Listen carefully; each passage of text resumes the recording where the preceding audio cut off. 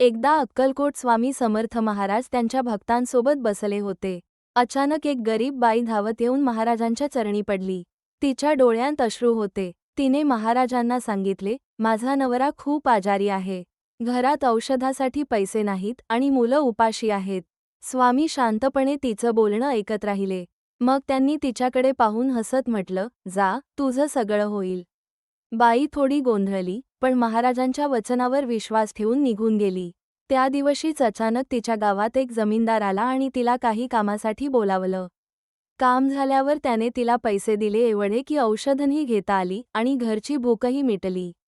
तिचा नवरा हळूहळू बरा होऊ लागला. पुन्हा ती बाई महाराजांकडे आली आणि त्यांच्या पायांवर डोकं ठेवून रडू लागली.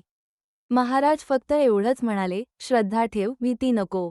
स्वामी समर्थांचं असं असंख्य वेळा भक्तांच्या जीवनात चमत्कारिकपणे मार्गदर्शन करणं आणि त्यांची अडचण दूर करणं हे नेहमीच घडत राहिलं. कारण त्यांचं एकच वचन होतं, भिवू नकोस, मी तुझ्या पाठीशी आहे.